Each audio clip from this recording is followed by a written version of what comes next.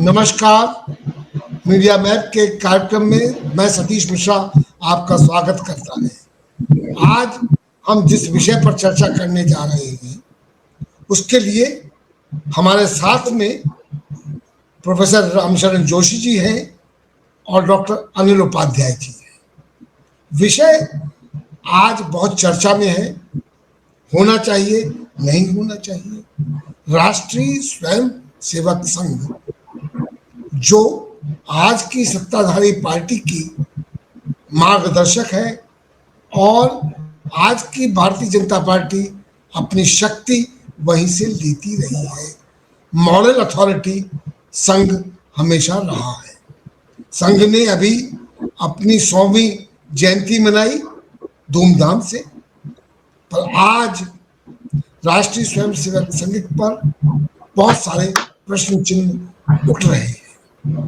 मैं आपसे ये साझा कर सकता हूं कि पिछले 6 दशकों से मैं राष्ट्रीय स्वयंसेवक संघ को नजदीक से देखता रहा हूं। मेरे वहां बहुत मित्र रहे हैं, मेरे बहुत से रिश्तेदार वहां रहे हैं। मैं आपको बताऊं कि 1986-87 में मैं एक चुनावी दौरे पर था और उस समय मैं जिस घर में जाकर रहा, जिनको मैं बचपन से जानता था, वहाँ जो मेरी भाभी जी थी उन्होंने मुझसे कहा कि राष्ट्रीय स्वयंसेवक संघ के जो कार्यकर्ता हैं, जो उनके कर्ता धर्ता हैं, उनमें बहुत परिवर्तन आ गया है। मैंने भाभी से कौतूहलवश पूछा क्यों? उन्होंने कहा जहाँ पहले वो सादगी से जीवन व्यतीत करते थे, अब वो विलासिता की ओर बढ़ रहे हैं। मुझे आश्चर्य हुआ। बहरहाल इस पर्सनल एनेक्डोट के साथ आज जो प्रश्न है कि क्या राष्ट्रीय स्वयंसेवक संघ का पंजीकरण होना चाहिए कि नहीं होना चाहिए, और उस पर मैं अपने पैनलिस्ट से जानना चाहूँगा, पूछना चाहूँगा ये बात कैसे शुरू हुई। कर्नाटक में के जो गृह मंत्री हैं प्रियांक खड़गे जी, जो राष्ट्रीय कांग्रेस के अध्यक्ष मल्लिकार्जुन खड़गे के पुत्र हैं, उन्होंने राष्ट्रीय स्वयंसेवक संघ से कहा, पत्र लिखा, आपका पंजीकरण क्यों नहीं होना चाहिए। यहाँ से बात शुरू होती है। मेरा व्यक्तिगत मानना यह है कि हमारा संविधान सबसे बड़ा है और संविधान से ऊपर कोई ऑर्गेनाइजेशन, कोई व्यक्ति नहीं हो सकता। लॉ ऑफ द लैंड यही कहता है। मैं प्रोफेसर रामशरण जोशी जी के पास चलना चाहूँगा। रामशरण जोशी जी, मुझे बताएं, आप हमारे दर्शकों को बताएं कि क्या पंजीकरण होना चाहिए, नहीं होना चाहिए, उचित है? नमस्कार। देखिए सतीश जी, राष्ट्रीय स्वयंसेवक संघ उर्फ RSS के पंजीकरण का मामला कोई पहली बार उठा हुआ ऐसी बात नहीं है। याद रखिए कि विगत वर्षों में 2014 से पहले जब कांग्रेस शासन में रही, उस समय भी ये बात उठी थी। लोगों ने मांग की थी कि RSS को अपना रजिस्ट्रेशन कराना चाहिए। लेकिन आज इस समय जो इस पर जो विवाद हुआ, उसमें 2 प्रमुख बातें हैं, वो पहले समझ लें। एक तो ये कि भाजपा 2014 से सत्ता में है, लगातार तीसरी बार नरेंद्र मोदी प्रधानमंत्री बने हैं, और इसके साथ साथ दूसरी विशेष बात यह है कि RSS ने अपनी स्थापना के 100 वर्ष पूरे कर लिए, यानी अब 101वें वर्ष में ये चल रहा है। इसका जन्म 1925 में हुआ था, आज 2026 है ये। और एक सबसे महत्वपूर्ण बात ये है कि हमारे बहुत जिनको लाडला माना जाता है, माननीय श्री नरेंद्र दामोदर दास मोदी जी ने लाल किले की प्राचीर से कहा था पिछले दिनों, याद करिए, कि ये दुनिया का सबसे बड़ा NGO है, यानी नॉन गवर्नमेंट ऑर्गेनाइजेशन, एनजीओ। ये पहली बार हुआ है आजादी के बाद, पहले एनजीओ का, आरएसएस का नाम एनजीओ के रूप में लाल किले की प्राचीर से गूंजा। ये बहुत ही महत्वपूर्ण बात है, ऐतिहासिक बात है। जब ये इतनी बड़ी बात है तो सवाल तो उठता है कि आरएसएस आखिर में है क्या। जैसा कि आपने स्वयं अपने शुरुआती संबोधन में कहा कि संविधान से ऊपर कुछ नहीं है, कोई संस्था नहीं है, कोई व्यक्ति नहीं है जो कि सार्वजनिक जीवन में है। और यहाँ तक कि अगर वो व्यक्तिगत रूप से भी अगर कोई एंटरप्राइज या उद्यम चला रहा हो तो उसको किसी विभिन्न मत में रजिस्ट्रेशन कराना पड़ता है। अब आरएसएस जो ये कहती है कि सब हाँ हम पर कोई ऐसी बात नहीं, हमारा तो सब खुला खेल है, बिल्कुल बहुत अच्छी बात है। मैं भी जब वो तीसरी चौथी पांचवी क्लास में था उस समय मैं भी कुछ दिनों के लिए संघ की शाखाओं में जाया करता था 5-6 महीने के लिए, और थोड़ा सब कुछ वो एक अलग बात है। आप बहुत अच्छे हैं, चलिए हम आपकी पूरी जो नियत है, मंसूबे हैं, कार्य प्रणाली है, उस पर हम एक बार मैं विश्वास करता हूँ कि कोई ऐसा बात नहीं। जब आप इतने स्वच्छ हैं, पारदर्शी अपने आप को मानते हैं कि हम विशुद्ध रूप से सांस्कृतिक संगठन हैं, कल्चरल ऑर्गेनाइजेशन है, आप ये भी मानते हैं कि भारत में ये कल्चरल नेशनलिज्म है, ये राष्ट्रीय सांस्कृतिक राष्ट्रवाद है, इस सब के, और फिर इसके साथ साथ जाइए कि आपका सारा काम ओपन है, जैसा कि आप दावा करते हैं, हम आपकी बात को मान लेते हैं, तो फिर इसका मतलब ये है कि आपका सारा काम ट्रांसपेरेंट है, पारदर्शी है। तो फिर रजिस्ट्रेशन में दिक्कत क्या? भाई रजिस्ट्रेशन तो वही नहीं कराएगा जिसके नंबर 2 का काम या अवैध या कुछ अंडरग्राउंड या भूमिगत काम हो, जैसे कि हमारे माओइस्ट लोगों का जो ऑर्गेनाइजेशन था और जिसको अमित शाह जी ने दावा किया है कि अब सब समाप्त हो गया, उनको नेस्तनाबूद नाबूद कर दिया, अच्छी बात है, चलिए इलीगल ऑर्गेनाइजेशन था। या सरकार किसी भी ऑर्गेनाइजेशन को इलीगल घोषित कर दे तो मान लिया जाता है। आपको तो न कांग्रेस सरकार ने, न वाजपेयी सरकार ने और न मोदी सरकार ने, किसी भी सरकार ने आप पर आपको इलीगल नहीं बताया। यहाँ तक कि कुछ समय के लिए समय बस थोड़ा एक दो बार कुछ समय के लिए बैन लगा आप पर, लेकिन आपको किसी ने इलीगल नहीं बताया। अब ऐसी हालत में अगर आप अपने आप को पंजीकृत कर देते हैं तो उसमें दिक्कत क्या है? बल्कि उससे तो आपकी साख बढ़ेगी। जोशी जी, कहते हैं कि दिक्कत क्या है? हाँ, दिक्कत क्या है? जी, कि जब उसमें तो आपकी पारदर्शिता, ट्रांसपेरेंसी वो सामने आई कि क्योंकि जैसे ही आप रजिस्ट्रेशन करेंगे तो आपके सारे क्रियाकलाप, हिसाब किताब, आपको गुरु दक्षिणा में कहाँ से पैसा मिलता है, कितना मिलता है, ये सब कुछ तो देना पड़ेगा और देना चाहिए, बल्कि क्योंकि आप कोई माफिया तो है नहीं, बिल्कुल बहुत अच्छे हैं आप। कबड्डी, गो या खेल कूद और ये सब शिवाजी, महाराणा प्रताप, इनके बारे में आप बच्चों को बताते हैं और आप शिशु मंदिर भी चलाते हैं, बड़ी अच्छी बात।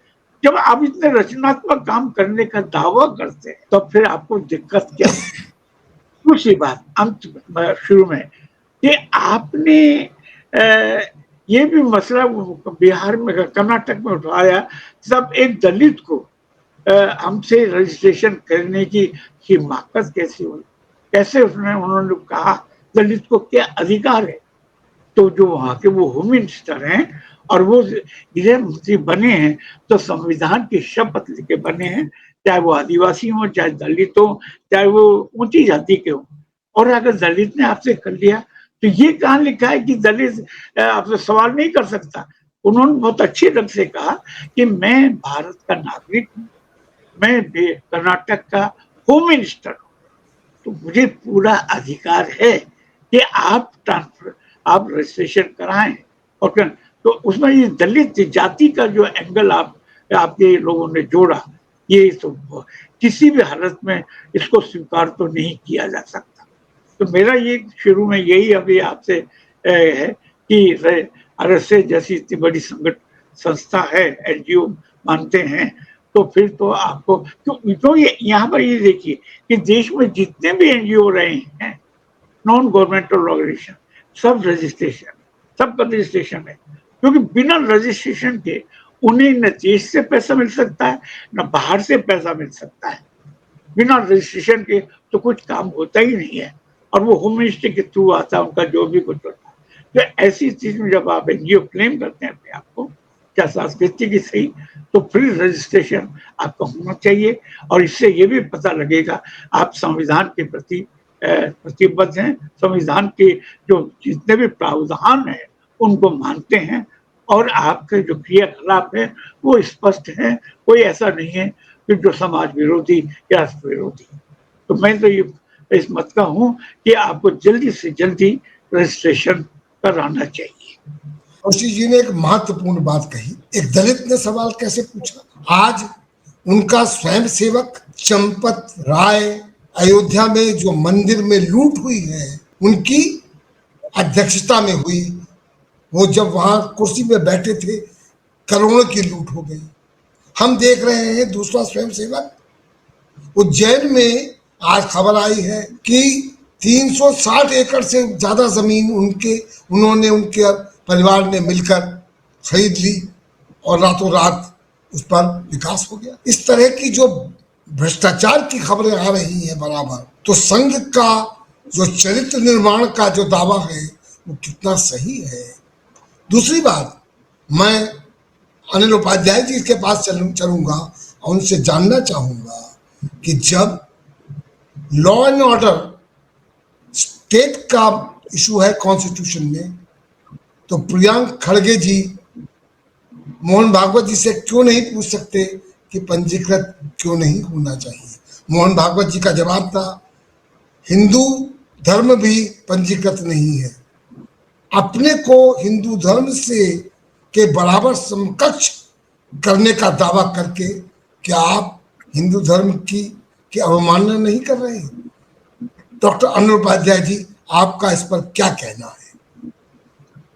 देखिए, कर्नाटक के गृह मंत्री प्रियंक खड़गे जी ने जो सवाल उठाया है आरएसएस के पंजीकरण को लेकर या रजिस्ट्रेशन को लेकर, मैं समझता हूँ वो पूर्णतः वाजिब है। कोई भी संस्था आजाद भारत में बाबा साहब भीमराव अम्बेडकर द्वारा और संविधान सभा द्वारा बनाए गए कानून का पालन करने के लिए एक तरीके से बाध्य है। सबको उसका कानून का पालन करना चाहिए। राष्ट्रीय स्वयंसेवक संघ या आरएसएस, जिसकी स्थापना 1925 में हुई थी, आप सब लोग जानते हैं, और उस संस्था की स्थापना एक तरीके से देखा जाए तो चर्चिल के थाट पे हुई थी। तो आजादी के पहले ब्रिटिश गवर्नमेंट थी और उनका कानून चलता था, वो जिस तरह से चाहते थे, जैसा चाहते थे वो इस्तेमाल करते थे। लेकिन जब हमारा देश आजाद हो गया और 1947 में देश की आजादी के बाद और 1950 में के बाद हमारा जो संविधान लागू हुआ 26 जनवरी को, उसके बाद तो हमको इस कानून को मानना चाहिए। राष्ट्रीय स्वयंसेवक संघ अपने को सांस्कृतिक संस्था कहती है, शैक्षिक संस्था कहती है हम गैर राजनीतिक संस्था है, लेकिन असलियत इसके उलट है। राष्ट्रीय स्वयंसेवक संघ को पिछले दिनों प्रधानमंत्री मोदी जी ने कहा कि वो एनजीओ का है, एक प्रकार का एनजीओ है। एनजीओ भी नहीं है, गैर रजिस्टर्ड एनजीओ है। क्या वो एनजीओ भी नहीं? जब उसका रजिस्ट्रेशन ही नहीं है तो एनजीओ किस बात का है वो? और जैसा कि प्रोफेसर रामशरण जोशी जी ने जो कहा कि ट्रांसपेरेंसी नहीं है इस संस्था में, पारदर्शिता नाम की कोई चीज नहीं है। सरदार पटेल ने एक बार इसीलिए कहा था कि ये कानाफूसी वाली संस्था है, ये कानाफूसी करेंगे, आपस में बात करेंगे और पब्लिक डोमेन में सारी बात को आगे आने नहीं देंगे। इनके सदस्य कौन है कौन नहीं है ये देश की जनता नहीं जान सकती। नाथूराम गोडसे के बारे में कहा जाता है कि वो आरएसएस से जुड़े थे, लेकिन जब महात्मा गांधी की हत्या हुई तो आरएसएस से सीधे पल्ला झाड़ दिया कि नहीं, नाथूराम गोडसे से हमारा कोई संबंध नहीं था। ये इसीलिए अपने संगठन से जो सदस्य हैं या जो लोग जुड़े उनके बारे में भी डिस्क्लोज नहीं करते। ये हर बात को छुपा कर रखते हैं और एक तरीके से कह लीजिए कि दोहरा चरित्र इनका है, कहते कुछ है करते कुछ है। ये तमाम संस्थाओं को अपने से जुड़ा बताते हैं और ये भी कहते हैं कि हम कोई सहायता नहीं लेते और हम जैसा कि बताया लोगों ने कि गुरुदक्षिणा लेते हैं। जानते हैं हम आप आय करके ऐसे नियम हैं कि हम पिता अपनी पुत्री को भी अगर कोई गिफ्ट करता है, अपनी पत्नी को भी अगर कोई दिन गिफ्ट करता है तो उसको स्टैम्प पेपर पर लिख के देना पड़ता है। उसके लिए नियम कानून बने हैं। वो आप गुरुदक्षिणा में ले रहे हैं, करोड़ों रुपए आपके पास आ रहा है, और उस करोड़ों का हिसाब किताब क्या जनता को जानने का अधिकार नहीं है? जिस देश में और पहले आरएसएस के लोग थे वो निश्चित रूप से वो कम पैसे में और सीमित साधनों में और लोगों की मर्जी के अनुसार काम करते थे, लेकिन आज का आरएसएस वो आरएसएस नहीं है। आज राष्ट्रीय स्वयंसेवक संघ करोड़पतियों की संस्था कह दिए हो गई है और हजारों करोड़ के मालिक हैं। इनकी सारी बिल्डिंगें, दिल्ली की उनकी जो बिल्डिंग है, जो केशव भवन जिसके नाम पे बनाया इन्होंने, उसको किस तरीके से केशव स्मारक निधि के नाम पर उन्होंने पैसा इकट्ठा किया है। इस पूरे भारत में इनकी संस्थाएं बन गई हैं, हर जगह करोड़ों की बिल्डिंग इनकी है और इस आयकर ये देते नहीं है। विदेश में अगर कहीं जाएंगे रजिस्ट्रेशन कराना पड़ता है। आपको सब लोग को जानकारी होगा कि 1897 में स्वामी विवेकानंद ने रामकृष्ण मिशन का पंजीकरण कराया था और उसको शैक्षणिक धार्मिक आध्यात्मिक संस्था बताया कि बेलूर मठ में उसका हेडक्वार्टर बंगाल में है। लेकिन जब स्वामी विवेकानंद भी कानून का पालन करते थे और इतने बड़े स्वामी थे और देश का संस्कृति को बढ़ाने में, देश का नाम रोशन करने में विवेकानंद जी का बहुत बड़ा योगदान है। तो मैं समझता हूँ कि मोहन भागवत जी को क्या दिक्कत है अपनी संस्था का रजिस्ट्रेशन करा लेने में? अगर प्रियंक खड़गे जी इस बात को कह रहे हैं तो वो क्या गलत कर रहे हैं? अगर प्रियंक खड़गे जी दलित हैं तो क्या वो नहीं कर सकते हैं? क्या ब्राह्मण होना जरूरी है? और मैं भी ब्राह्मण हूं। मैं ये कहता, मेरा प्रश्न है व्यक्तिगत रूप से कि क्या सरयू पारी ब्राह्मण, कानकू ब्राह्मण, सनाडे ब्राह्मण या कश्मीरी ब्राह्मण, अन्य ब्राह्मणों को आरएसएस का चीफ बनाया जाता है? आरएसएस चीफ चित्पावन ब्राह्मण ही बनेंगे, जो पर्ची निकाल के दे देंगे वही उसका चीफ बना दिए जाएंगे। आपने कोई ट्रांसपेरेंसी नहीं रखा, कोई नियम नहीं बनाया है। मोहन भागवत जी के सुरक्षा में बताया जाता है कि 30 करोड़ रुपया सालाना खर्च हो रहा है। सरकार सुरक्षा दे, जनता के टैक्स का पैसा है, हमारे आपके टैक्स का पैसा है। उस टैक्स के पैसे से आरएसएस चीफ को सुरक्षा दी जा रही है। उनके जो जुलूस निकलता है उसकी सुरक्षा हमारी पुलिस करती है, गृह मंत्रालय करता है। सब कुछ अगर हम करते हैं संस्था के पैसे से हो रहा, तो क्या हमें ये जानने का हक नहीं है? या आपको पंजीकरण कराने में क्या दिक्कत है? आप पंजीकृत संस्था हुई है, सब लोग पंजीकरण करा के ट्रांसपेरेंसी के साथ ईमानदारी से काम करिए। जब रेहड़ी वाले, गुमटी वाले, चाय वाले, छोटे से दुकानदार वाले, जनरल स्टोर वाले, यहाँ तक कि अपने घर में भी अगर आप कोई छोटा मोटा कोई व्यवसाय कर लीजिए, दुकान खोले, उसका भी रजिस्ट्रेशन कराना पड़ता है। और आपने नहीं करा तो आपका चालान हो जाएगा, आपके जुर्माना लगा दिया जाएगा। जब ये सारे नियम सबके लिए हैं तो आरएसएस को कोई कानून के ऊपर तो है नहीं। ये जरूर था, देश की आजादी के बाद आपने कई दशक तक जो है राष्ट्रीय झंडा नहीं फहराया, आप झंडे को नहीं मानते थे, राष्ट्रीय गान को नहीं मानते थे, और आज आप सबसे बड़े राष्ट्रभक्त बने हुए हैं। आप राष्ट्रभक्त हैं और क्या बाकी लोग राष्ट्रभक्त नहीं है और लोग हिंदू नहीं है? भागवत जी ने सफाई दिया और कहा कि हमारे जैसे हिंदुओं को रजिस्ट्रेशन नहीं होता है, ईसाइयों का, मुसलमानों का रजिस्ट्रेशन नहीं होता है। ये रजिस्ट्रेशन का सवाल धर्म का नहीं है। धर्म अलग चीज है। धर्म निजी आस्था और विश्वास की चीज है। धर्म से और संस्था के पंजीकरण का संबंध नहीं जोड़ा जा सकता। वो आरएसएस को हिंदू का, आप हिंदुओं के ठेकेदार नहीं है। आप हिंदू के ठेकेदार, हिंदू धर्म के ठेकेदार नहीं है। हिंदू के संरक्षक जो भी हिंदू है सब हिंदू समर्थक है। वैसे तो हिंदू शब्द ही अपने आप में विवादित है, कि क्योंकि हिंदू तो मुगलों द्वारा दिया गया शब्द। दयानंद जी ने खुद कहा था, दयानंद सरस्वती ने, कि मुसलमानों द्वारा दी गई गाली है हिंदू। अब आप सनातन कहते हैं कि हम सनातन धर्म को, सनातन को मानते हैं। तो ये बड़ा कंफ्यूजन क्रिएट करते हैं और बराबर सच को झूठ, झूठ को सच, यही कहने का दोहरा चरित्र अपनाते हैं। ये दोहरा चरित्र नहीं चलेगा। ट्रांसपेरेंसी के साथ सच को सामने लाना पड़ेगा। और जनता जब टैक्स देती है, आम जनता देती है, गरीब से गरीब आदमी जो टैक्स के दायरे में आ जाता है उसको भी टैक्स देना पड़ता है और सबको देना पड़ता है। तो ये मैं समझता हूँ कि ये न्यायोचित है, उचित है। ये कोई गलत बात उन्होंने नहीं उठाया प्रियंक खड़गे जी ने, कि अगर पंजीकरण सबका होता है, विदेशों में अगर हमारी संस्था का पंजीकरण होता है तो भारत में क्यों नहीं? और जनता का टैक्स के पैसे से अगर सारा कुछ किया जाता है तो ये जानने का हक उनको भी है। तो कर्नाटक के गृह मंत्री हैं, अगर वो ये बात मांग रहे हैं, वो ठीक है, वो पूरे देश के गृह मंत्री भले न हो, लेकिन एक राज्य के तो हैं। तो अपने राज्य में उनकी संस्था कैसे चलेगी, कैसे पारदर्शिता से काम होगा, उसका कैसे लिखा जोखा कैसे रखा जाएगा, इसके बारे में जानने का हक उनको बनता है।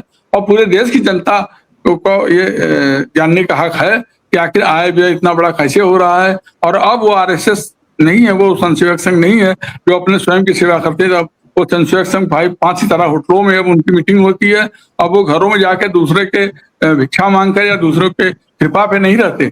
अब वो खुद सक्षम हो चुके हैं और इनके करोड़ों रुपया खर्चा हो रहा था। ऐसे में जब लाखों करोड़ों का आय व्यय लेखा जोखा है तो उसका हिसाब मैं समझता हूँ कि देश के टैक्स पेयर, हर जनता को जानने का अधिकार है।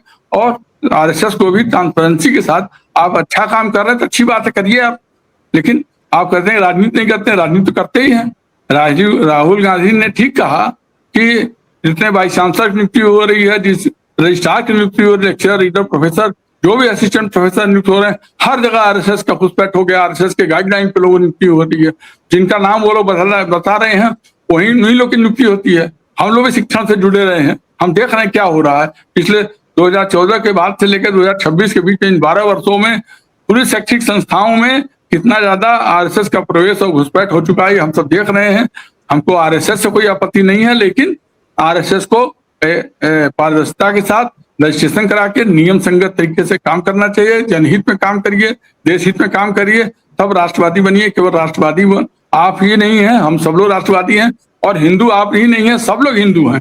हिंदू का कोई आपका ठेका नहीं है कि आप जो कह दिए कि जो चाहे सो करेंगे और कोई आपसे कोई हिसाब नहीं मांग, कोई जवाब नहीं है। मैं समझता हूँ कि इसमें ट्रांसपेरेंसी बहुत जरूरी है।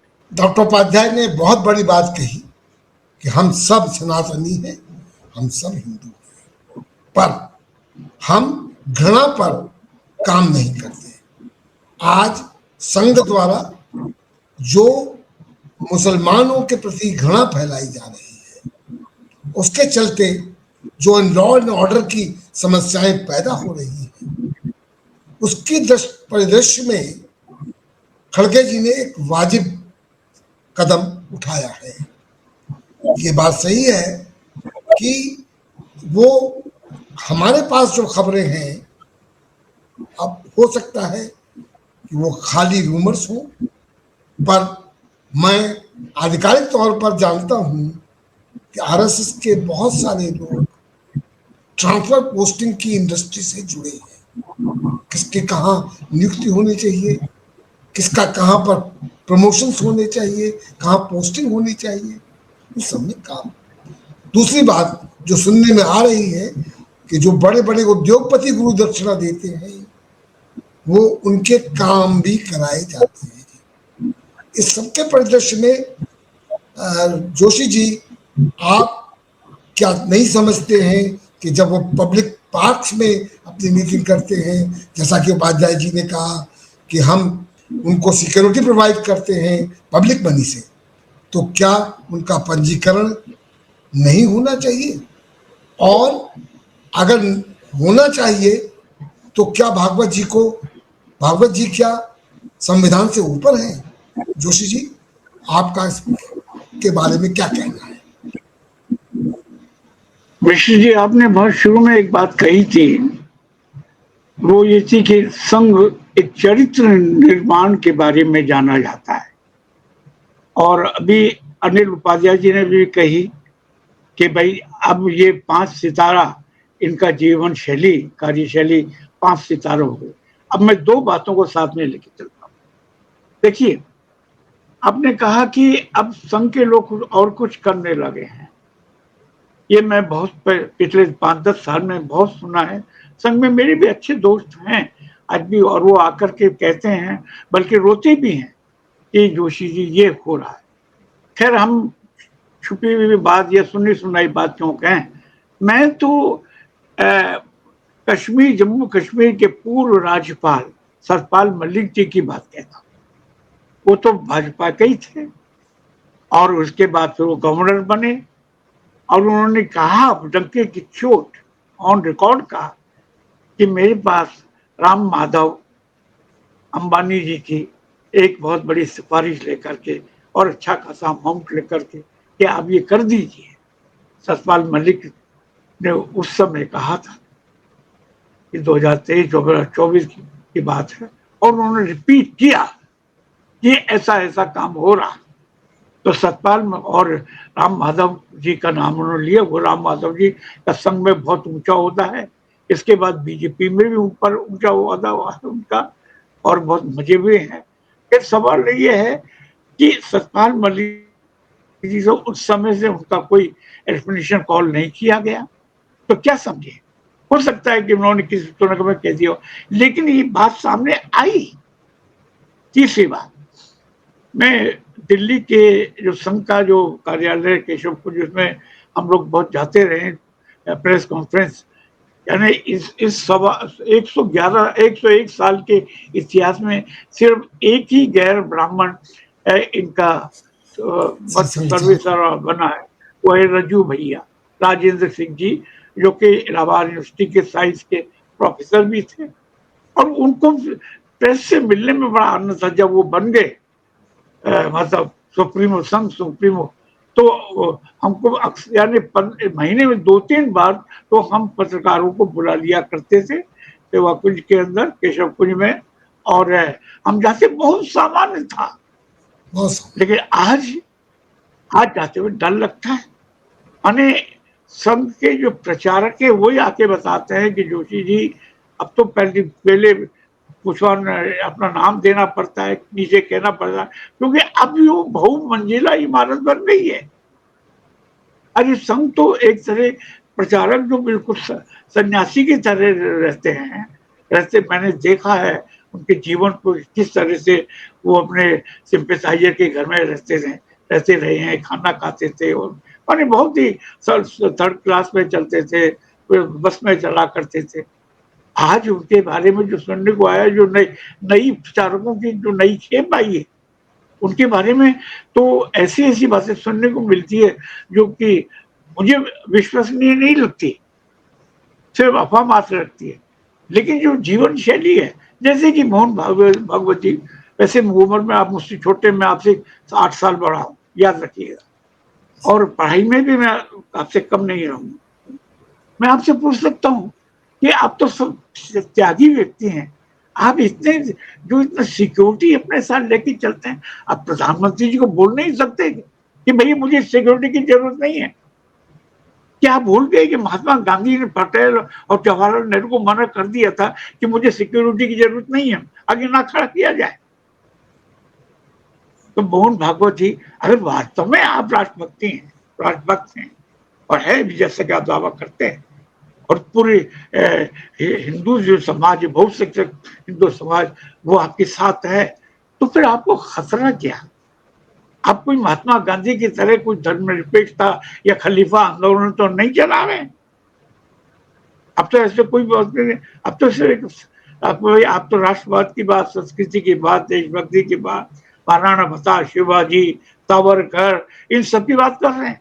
तो आपका खतरा है, और मान लीजिए थोड़ा खतरा वो भी तो प्राणों का उत्सर्ग ही होगा। आपसे क्यों भूल जानते कि भगत सिंह ने नहीं किया, महात्मा गांधी ने नहीं किया?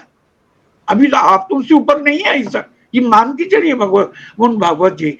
आप ठीक है, अभी आप सत्ता में हैं तो ठीक है, आप जो चाहे करवा लेंगे, लेकिन याद रखिए भारत का इतिहास आपको भगत सिंह से और महात्मा गांधी से तो बड़ा नहीं मानेगा किसी भी हालत। यहाँ तक कि अगर कोई हिंदू राष्ट्र बन भी जाता है तो भी नहीं मानेगा, क्योंकि आप उस शहादत, वो उस सर्ग के लिए तैयार नहीं है। और भारत की संस्कृति रही है त्याग की, जिसको जनक विजय को कहते हैं कि निर्लिप्त सत्ता से निर्लिप्त होकर के आप शासन कर। अब तो वो सब प्रधानमंत्री जी ने आपको सारा वो दे दिया, Z+ की सिक्योरिटी, फलाना ठिकाना। आप तो चाहे तो कह सके नहीं मुझे नहीं चाहिए, मैं सेकंड AC में जाऊंगा। अगर आप भी वही लालचता के जीवन वाले वही 5 स्टार और प्लेन में और इतने लोग चल रहे, तो फिर बताइए आप में और सामान्य में क्या फर्क होगा? आपकी जीवन शैली तो वही हुई ना। तो अगर आप ये सारी सुख सुविधाओं का भोग कर रहे हैं, उठा रहे हैं, चलिए भोग न भी कर रहे हैं, लेकिन प्रयोग कर रहे हैं, चलिए मैं शब्द प्रयोग कर देता हूँ, तो फिर आपसे संविधान का ये तकाजा है कि आप उसके बनाए हुए नियमों के अनुसार चलें और आप अपनी संस्था को पंजीकृत करें। क्योंकि यहाँ एक सवाल उठेगा, जैसे कि भी प्रोफेसर अनिल उपाध्याय जी ने उठाया, गुरु दक्षिणा में कौन क्या देता है ये तो मालूम होना चाहिए। किसका पैसा सफेद है, किसका पैसा है काला है, मालूम तो ये होना चाहिए। मटमैला पैसा किसका है, गुरु दक्षिणा में सब हमको गुप्त दिया जाता है। तो अगर सब कुछ गुप्त, तो कल को ये है कि जो अल्पसंख्यकों की ऑर्गेनाइजेशन उनको भी काफी गुप्त मिलता होगा, फिर उन पर क्यों आपत्ति उठाई जाएगी? यानी भारत का कानून की नजर में चाहे अल्पसंख्यक हो या बहुसंख्यक हो, सब बराबर हैं। अगर मान लो वो भी गुरु दक्षिणा ले रहे हैं चुपचाप, तो उनके साथ जो, और बल्कि वैसी संस्थाएं मुनि लौंडिका भी काम कर रही थी। तो मेरा ये कहना है कि गुरु दक्षिणा को पारदर्शी बनाएंगे तो उससे आपकी साख बढ़ेगी कि नहीं भाई, संघ जो है बड़ी ईमानदारी से काम कर रहा है, देश सेवा कर रहा है, वो जो भी कुछ कर रहा है राष्ट्र, और इसलिए देखिए गुरु दक्षिणा में जितना मिलता है वो सब बता देते हैं, देश के सामने सार्वजनिक कर देते हैं। क्योंकि आज देखिए क्या हो रहा है अयोध्या में। आपने ये तो कह दिया कि सोमनाथ मंदिर को मोहम्मद गजनवी ने इतनी बार लूटा, चलिए वो अयोध्या मंदिर में तो सब हिंदू ही हैं, वो सैकड़ों माने अभी तक कोई हिसाब ही नहीं कि कितना सोना गया, कितना चांदी गया, कितना चढ़ावा गया और कितना उन्होंने क्या क्या बनाया, वो तो सब हिंदू हैं। और उसमें ज्यादा ऊंची जाति के ही हैं, 70, 80, 90% ऊंची जाति के हैं। उनके बारे में आप क्या कहेंगे? क्योंकि वहां जो मुझे बतलाया गया और आ रहा है सोशल मीडिया में, वहां तो संघ का पूरा आधिपत्य है, जो भी है वो संघ के कार्यकर्ता तपस्वी कार्यकर्ता रहे हैं और उनके रहते हुए वहां पर चढ़ावे की पर डकैती हो जाए, चोरी हो जाए, गबन हो जाए, चलिए चोरी छोड़ दें, गबन की कहाँ गया? अरे कुछ तो हुआ, जब तो SIT बैठानी पड़ी उन भागवत जी। तो इसलिए मेरा ये आपसे विनम्र निवेदन है कि आप अपने इसको चाहे आप कर्नाटक में कराएं और चाहे दिल्ली में कराएं, रजिस्ट्रेशन कराइए। और क्योंकि अगर ज्यादा जितना ही डिले करेंगे इसको लेकर के उंगलियां उठेंगी, आपकी संपूर्ण कार्यशैली को लेकर के उंगलियां उठेंगी। क्योंकि अब समय बदल गया है, देखिए समय जागरूक बन गया है, क्योंकि सोशल मीडिया आ गया है, कोई चीज आप छिपा नहीं सकेंगे। और मान लीजिए गुरु दक्षिणा का किसी दिन कोई बंदा फोड़ गया तो आपकी छवि कैसी रहेगी भागवत जी संस्था की? मुझे चिंता इस बात की भी है कि संघ की छवि साफ सुथरी, उजली, पारदर्शी रहे। तो किसी दिन मान लीजिए आज अयोध्या जैसा उसमें उसका कान साम उजागर होता जा रहा है, SIT बैठाने पड़ी, हो सकता है एक दिन ऐसा भी आ जाए कि गुरु दक्षिणा पर लोग बहुत गंभीर सवाल उठाने शुरू करते हैं। हो सकता है कि वहीं के लोग बता दे इतना था और फिर कई बार इधर उधर कहीं हो गया, इस तरह की बातें भी तो हो सकती है ना। तो उन बातों को आप पहले से एक प्रिकॉशनरी मेजर लें कि नहीं भाई हमारी संस्था रजिस्टर्ड है, सब चीज देखिए गुरु दक्षिणा भी जो भी आती है हम फौरन बैंक में और फौरन बतला देते हैं कि इस साल इतनी गुरु दक्षिणा आई, अगले साल इतनी आई। तो पिछले एक साल में अगर मान लीजिए पिछले 12 साल का ही दे दीजिए सब, बाकी का छोड़िए आप 1 दशक में हमको इतना गुरु दक्षिणा हर वर्ष प्राप्त होती है। तो देखिए इसकी कितनी जबरदस्त एक सकारात्मक मैसेज जाएगा पूरे देश में और हिंदू लोग खुश हो जाएंगे। नहीं भाई RSS और किसी तरह के आरोप लगाना गलत है। देखिए वो का भी हिसाब। जोशी जी, तो मैं ये कहता आप वकालत अच्छी कर रहे हैं, मैं इस बात की प्रशंसा करता हूं।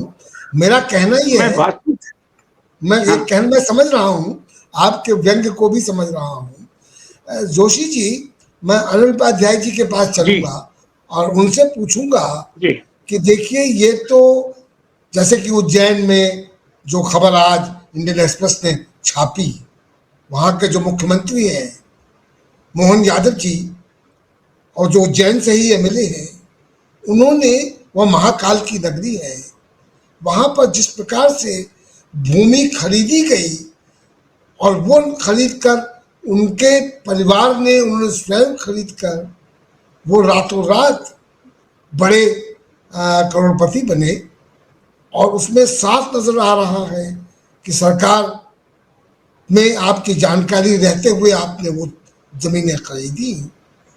इसके परिप्रेक्ष्य में आप क्या संघ को ये मानते हैं कि चरित्र निर्माण ही करता है, क्या धंधा नहीं कर रहा? प्रोफेसर अनिल उपाध्याय। आदरणीय जोशी जी ने जो बात कहा कि गुरु दक्षिणा वाली बात कही, वो गुरु दक्षिणा भी उनका एक तरीके से गोपनीय नहीं होता है। जो लोग बताते हैं कि उनको उस दिन जिस दिन चंदा लिया जाता है गुरु दक्षिणा के नाम पर, तो उनको लिफाफे दे दिए जाते हैं और लिफाफों पे नंबरिंग रहती है और नंबरिंग की जानकारी जो उस शाखा प्रमुख होते हैं, जो उनके वहां के इंचार्ज होते हैं, उनके पास जानकारी रहती है और उसमें जिसको जो लोग जितना पैसा रखना होता रख देते हैं, फिर उनके पास चला जाता है। तो ये एक तरीके से ट्रांसपेरेंसी नहीं भी है और है भी अपने दिखाने की, उनको जानकारी रहती है और लोगों को जानकारी नहीं हो पाती है। तो ये और अभी ये लोग कह रहे थे कि हमारी 100 साल पुरानी संस्था है और ये जो है कोई नियम नहीं बदल सकता है। आखिर राजा राम मोहन राय ने सती प्रथा विलियम बेंटिंक के सहयोग से बंद कराया।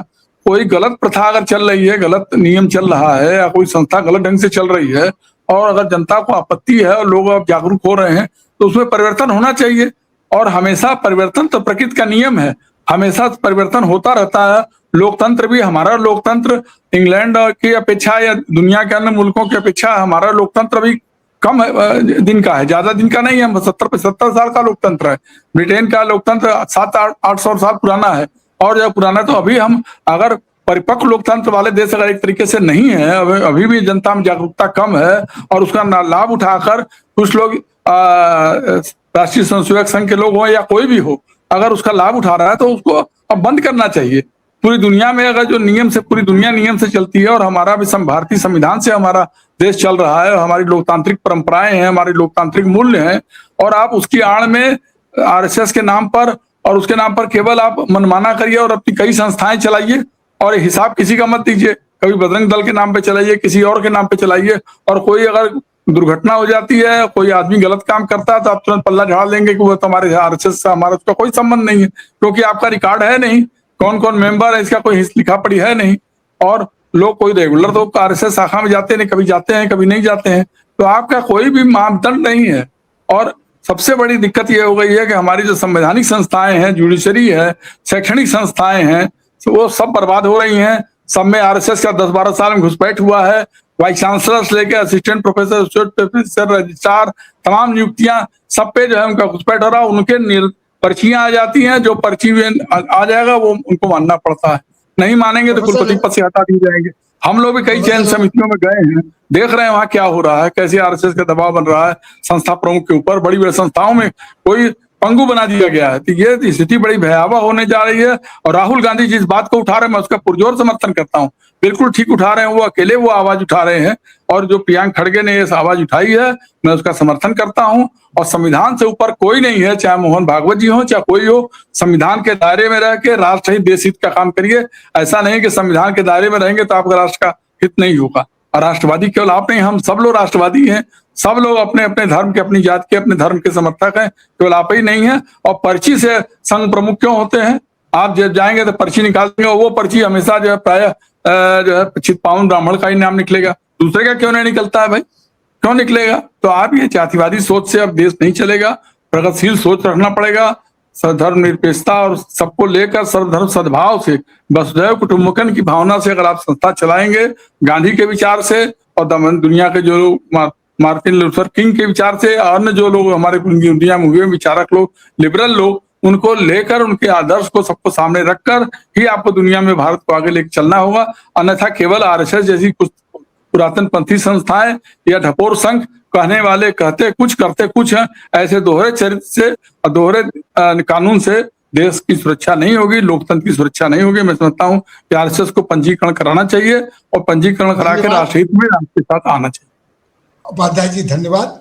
आज प्रोफेसर जोशी, प्रोफेसर उपाध्याय इस बात के प्रति बिल्कुल समर्पित हैं और स्पष्ट कह रहे हैं कि संघ को पंजीकरण होना चाहिए। अब मैं यहीं पर अपने दर्शकों से पूछना चाहूंगा कि आप क्या सोचते हैं इस मुद्दे पर। आज की चर्चा पर मैं यहीं विराम देता हूं। आगे आने वाले दिनों में हम इस मुद्दे पर फिर से चर्चा करेंगे। दर्शकों, सबसे प्रथम प्रोफेसर जोशी, प्रोफेसर अनिल उपाध्याय को धन्यवाद कि उन्होंने अपने विचार ये हमारे दर्शकों के सामने रखे। मैं दर्शकों से अपील करूंगा कि हमारे कार्यक्रम को पसंद करें, लाइक करें, सब्सक्राइब करें, शेयर करें। नमस्कार।